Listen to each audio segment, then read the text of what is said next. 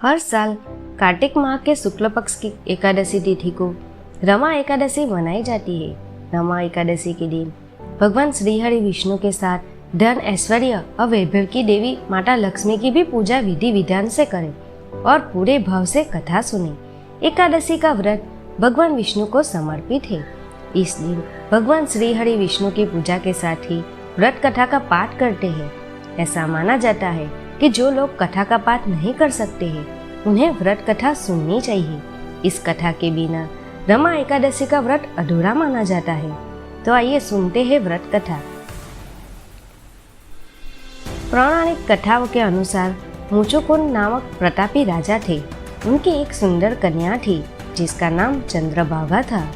इनका विवाह राजा चंद्रसेन के बेटे शोभन के साथ किया गया। शोभन शारीरिक रूप से अत्यंत दुर्बल था। वह एक समय भी बिना अन्न के नहीं रह सकता था। एक बार दोनों मुचुकुंद राजा के राज्य में गए। उसी दौरान रमा एकादशी के व्रत की तिथि थी। चंद्रभागा को यह सुन चिंता हो गई क्योंकि उसके पिता के राज्य में एकादशी के दिन पशु पक्षी भी अन्न, घास आदि नहीं खा सकते, तो मनुष्य की बात ही अलग है। उसने यह बात अपने पति शोभन से कही और कहा, अगर आपको कुछ खाना है तो इस राज्य से दूर किसी अन्य राज्य में जाकर भोजन ग्रहण करना होगा। पूरी बात सुनकर शोभन ने निर्णय लिया कि वह रमा एकादशी का व्रत करेंगे। इसके बाद ईश्वर पर छोड़ देंगे। एकादशी का व्रत प्रारंभ हुआ। शोभन का व्रत बहुत कठिनाई से बीत रहा था। व्रत होते होते रात बीत गई, लेकिन अगले सूर्योदय तक शोभन के प्राण नहीं बचे। विधि विधान के साथ उनकी अंत्येष्टि की गई। उसके बाद उनकी पत्नी चंद्रभागा अपने पिता के घर ही रहने लगी। उसका पूरा मन पूजा पाठ में लगाया और विधि के साथ एकादशी का व्रत किया।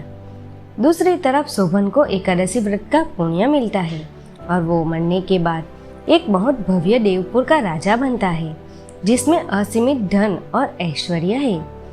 एक दिन सोम शर्मा नामक ब्राह्मण उस देवपुर के पास से गुजरता है और शोभन को देव पहचान लेता है और उससे पूछता है कि कैसे यह सब ऐश्वर्य प्राप्त हुआ। तब शोभन उसे बताता है, यह सब रमा एकादशी का प्रताप है, लेकिन यह सब अस्थिर है। कृपा कर मुझे इसे स्थिर करने का उपाय बताएं। शोभन की पूरी बात सुन सोम शर्मा उससे विदा लेकर शोभन की पत्नी से मिलने जाते हैं और शोभन के देवपुर का सत्य बताते हैं। चंद्रभागा यह सुन बहुत खुश होती है और सोम शर्मा से कहती है कि आप मुझे अपने पति से मिला दो, इससे आपको भी पुण्य लगेगा। तब सोम शर्मा उसे बताते हैं कि यह सब ऐश्वर्य अस्थिर है। तब चंद्रभागा कहती है कि वो अपने पुण्यों से इस सब को स्थिर कर देगी।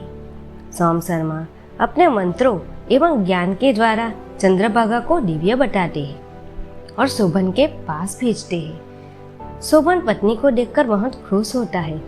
तब चंद्रभागा उससे कहती है कि मैंने पिछले 8 वर्षों से नियमित 11 का व्रत रखा है। मेरे उस सब जीवन भर के पुण्यों का फल मैं आपको अर्पित करती हूँ। इससे ऐसा करते ही देवनगरी का ऐश्वर्य स्थिर हो जाएगा और सभी आनंद से रहने लगते हैं। रमा एकादशी का महत्व पुराणों में बताया गया है। इसके पालन से जीवन की दुर्बलता कम होती है और जीवन पाप मुक्त होता है। दोस्तों, अगर आपको मेरा वीडियो पसंद आए तो मेरी चैनल को सब्सक्राइब कीजिए, वीडियो को लाइक और शेयर कीजिए। धन्यवाद।